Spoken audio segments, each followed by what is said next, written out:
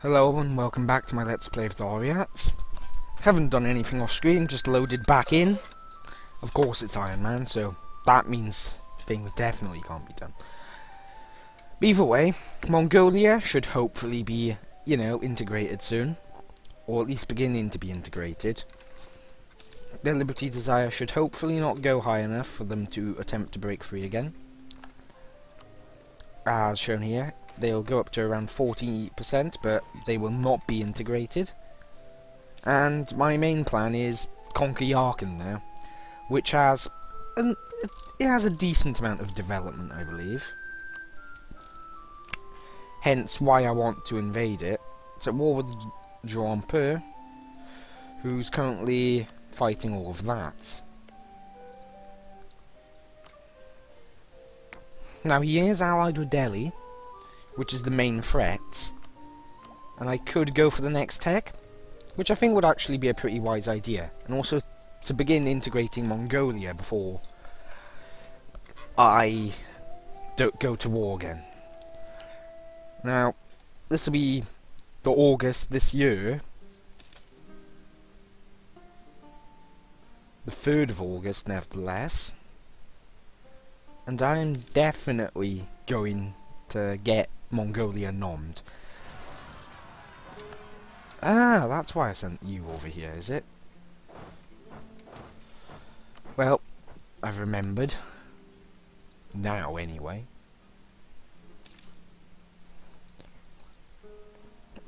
So, looks like I'm not going to have that many issues. Because these guys are very small armies. And Mongolia shouldn't attempt to break free. Let's get that. Now, the Sunnis are annoying, because fighting them is just a big pain in the butt. See, even now, this weakens me.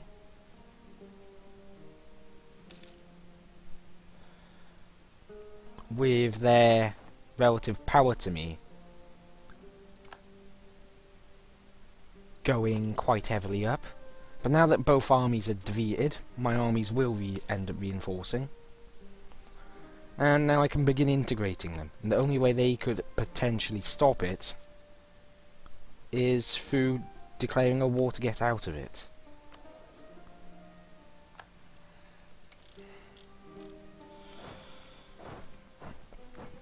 Now, that would probably be disastrous if they managed to, say, get Uzbek on their side, yet again, as they have once before. But now, basically, I'm gonna attempt to use them against Yarkand and see if they will happily waste their troops. I want you to actually be quite aggressive in this war.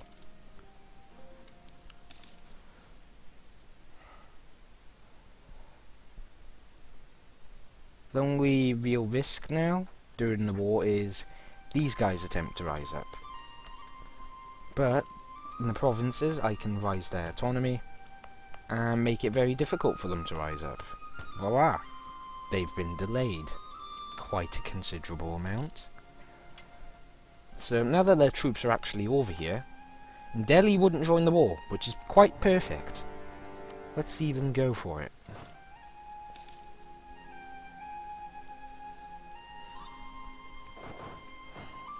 I'm going to go to Almaty, since it means if they move their army up here,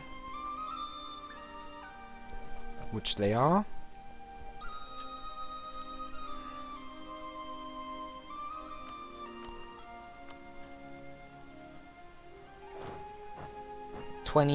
they'll be there first, I'll be attacking, but I am a horde.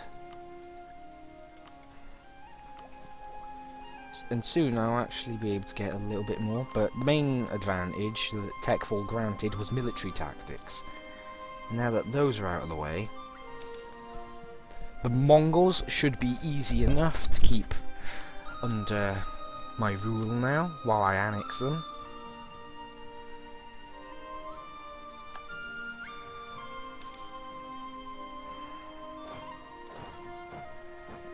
Even if I do have to keep a war going, They are supportive, but I've set them too aggressive, so hopefully they'll end up doing whatever is useful.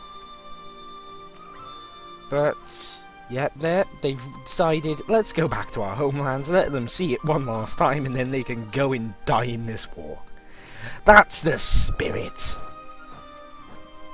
Now, I lack forts heavily, so me sieging forts is going to be a big thing, because those will probably be the only forts I'm going to have for a little bit. Since I'm most likely not going to build that many. And I will go for the next tech.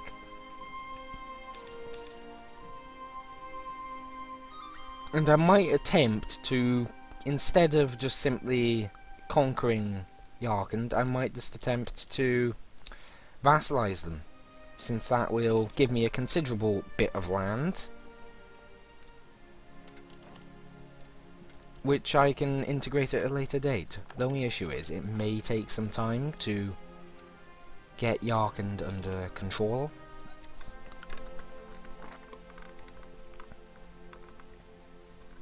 And sorry if you can hear me drinking.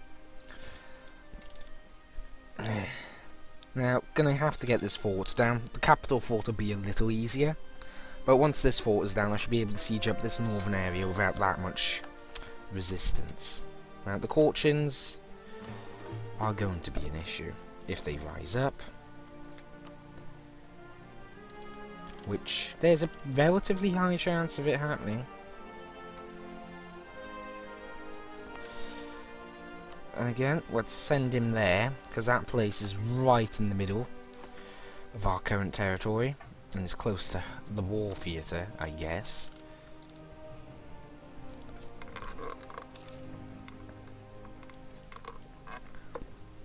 Now you can see Mongolia doing some sieging. Let them do it.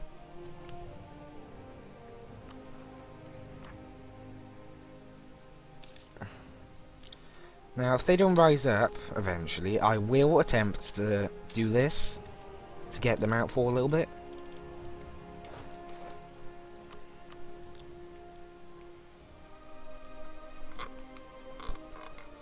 Ooh, that's lovely. Nice bit of old manpower there. Around, I think that's a tenth of my cap, or so. Or maybe a little bit under, I didn't read the exact numbers. Now, I'm going to have to spend some time sieging the fort, but once the fort is sieged, they won't be getting it back for quite some time. Hence, I don't mind if they siege some of the land fortless areas in my own land. Now, look, they won't even engage the Mongols, but that is mainly due to their pretty awesome leader.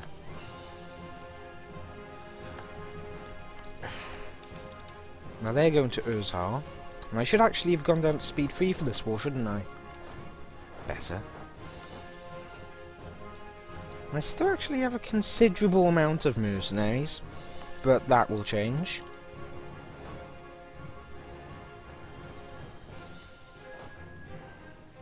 '40th of May, 4th of May, there's only a 10-day difference, and I doubt they can get anywhere in 10 days from there. So they'll likely get quite a bad punch from an army double their size. I have better shock, which is the more important stat early game. Definitely the more important stat. Now, Mongolia sieging their capital, so I doubt they'll last much longer anyway. I'm going to siege about these and then begin sieging up this immediate area, so they cannot get money from it, nor troops. Karamegdan they've gone to.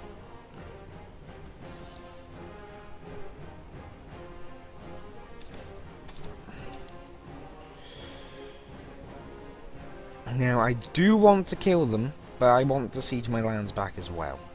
Mongolia has also sieged that, so now Mongolia is going to go about and siege everywhere else as well.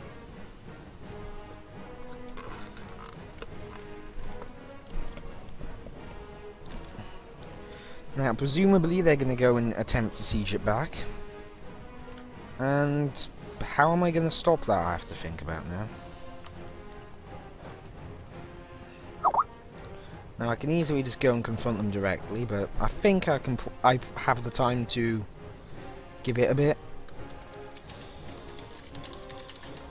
Let's reply to a message, because I get lots of those. Not really.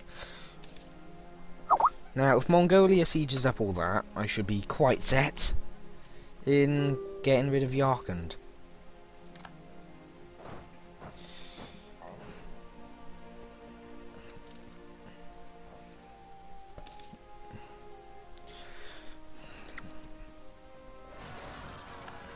And the Korchin, yeah, I could have stopped that too, that's the worst thing. How much of this land will you be willing to give to me? Yes, let's block them into the valleys here, because then nobody else can declare war on them, nor reach them, presumably. And this is their richer land here. All of it. Of course, nowhere near enough admin power here. And that's all Sunni land, so I can't convert it as of yet. Now I have to go all the way back over here and engage a big set of troops. Yarkand is no longer a valid rival.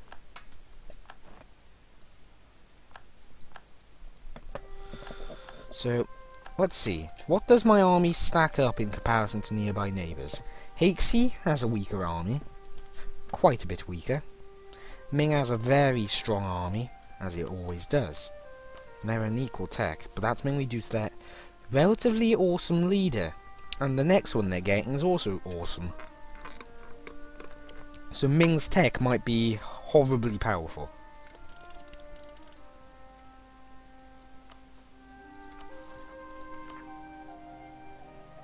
So why has my income just gone down? Bit odd, isn't it? I'm gonna have to set all of this to be a lowered autonomy to prevent humongous rebellions, but there's still likely going to be a lot.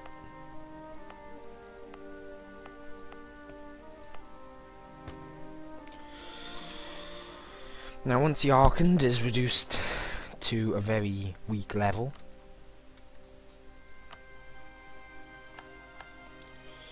now these are going to be a very annoying set of rebels, because they're going to take a lot of land, which I would prefer them to not do.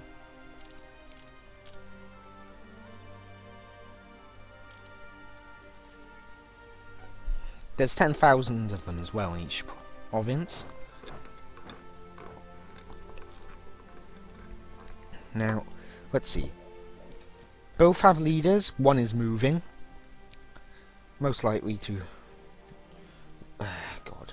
This is not a good situation, because they're now both in the same army. Of course, that's terrible.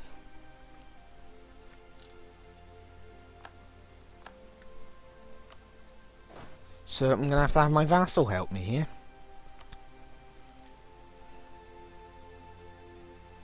I have to kill these 20k. And I'm going to have to do it fast. Wait a sec. Just... Let's see. Now... with 20k there, if I drag my vassal along, I'll have 21k. Which is more than them, and plus I have my vassal's relatively awesome leader. But that's if I can get my vassal to support me in that little battle there. And the weird thing that's telling me is... it's not going to, is it? So, let's see, grab you, go back there. Military focus, I want no focus now.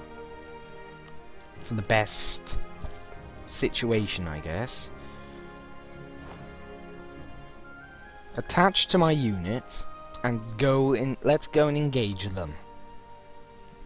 Will you come with me? They've attached the bigger part of their army. We'll be attacking across rivers, it seems, but this should be a... Nope, they're not going to help. Apparently they're a bunch of arses. But they came eventually right after. But this might have caused us to lose. Because, you know, AI. So we took the bigger losses, thanks to the Mongolian incompetency here. Good job, Mongolia. I hope you get integrated soon. And never exist again, because that was just... You've quite frankly shamed yourself there, in my opinion. You cannot rely on your vassals. They will not follow you to battle, and they will just simply fail repeatedly. Now, I will gain troops back faster than the rebels, I believe. But the rebels are going to be a big pain in the butt. As long as they exist, Cochin is able to go for independence.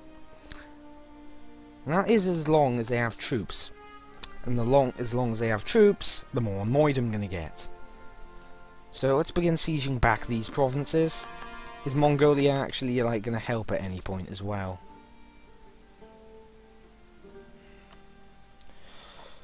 And for the matter, how many more lands can I call? A few. Ooh, let's do them. Now, where are you going to end up going next? Now, I have 11,000. They have gone back up to 15,000. The Mongols have got back up to near full strength. And it looks like the armies are splitting up, finally. One's going to Hulenbar, up here, and the other is going to Buduna. So I'm going to siege this down, and then I'm going to charge the one in Buduna. Because if I can kill one, then it should be easy to take out the other. But this has seriously and heavily delayed my objective. What are the Mongols doing? They're going to Jurem.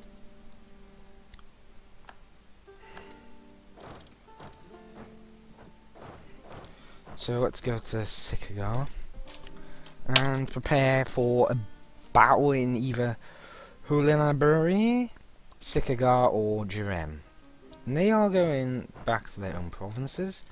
Nope, they're instead just going to go right to the next one. Because rebels. Either way, looks like I've taken them out. That's one rebellion successfully dealt with. Mongolia, you are absolutely terrible, I have learnt. Your leader's gone, it seems. So this is quite a nice thing. Because it makes you weaker, doesn't it?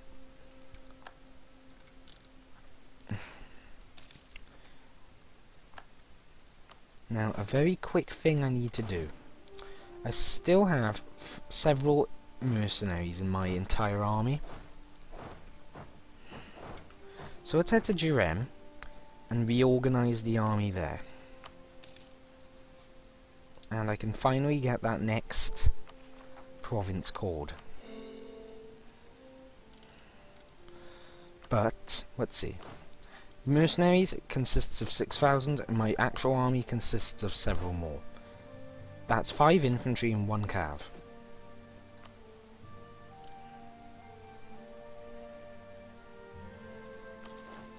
The infantry can be constructed in provinces over here, taking around 73 or 4 days. The cav can be constructed in the capital and will take roughly a similar amount.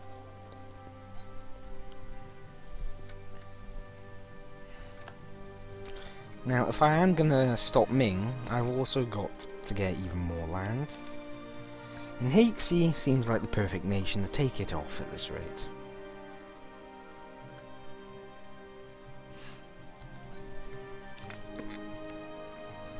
Now, annexing Mongolia, which is going to be done relatively soon actually,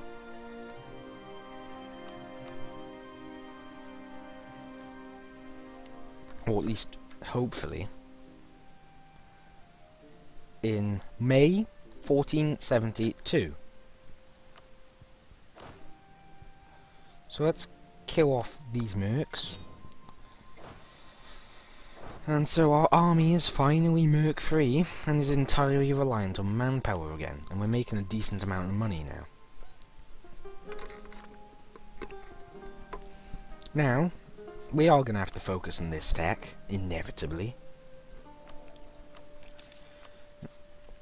Now here I definitely want to just get rid of Hakesy, who is a very, very dangerous nation.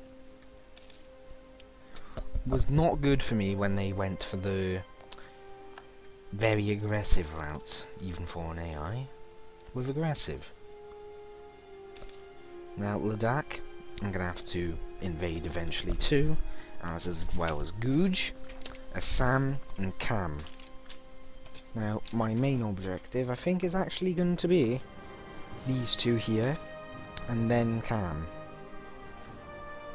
That'll give me a very big amount of extra land, though it is pretty big provinces, and it's very poorly developed.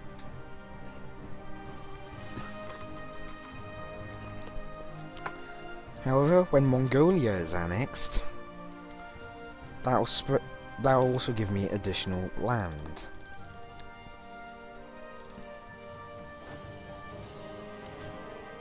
So I have 8,000 infantry and 6,000 cav right now, which is pretty decent. Though I could support many more. I'm instead going to focus on getting an advisor.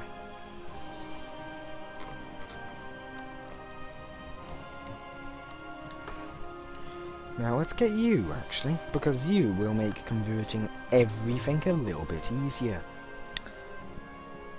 Quite a bit easier would be a better correction. Only a few areas, such as ones with religious zeal, are impossible to convert. So you, sir, I have been waiting for. Now, your risk is 1% yearly, so let's see if we can get the most out of you. We'll be able to convert at least a few provinces. And Kazakhstan Sarig Yoga, haven't they? Yup. So they're dangerous-ish. Not really. They haven't got necessarily well-developed lands, and they're still not a horde. So the troops are going to have a big gap in between them, in terms of overall power.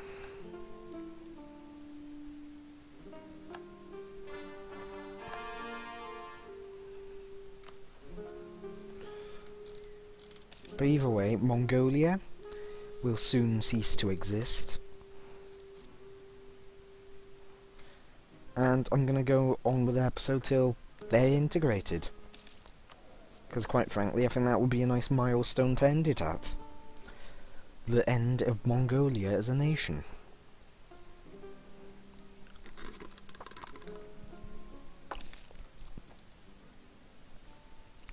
So, 4 more months, I think. Unless I'm wrong, which I probably am, because I get things wrong a lot.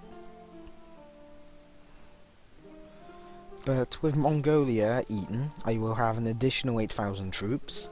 I'm not sure if I'll be able to sustain that, though I definitely do hope I can, since 8,000 troops would be quite a nice little addition. And yep, it looks like it's next month, and it's the 5th month, not 4th. So, mistake on me. It is my fault. There we go.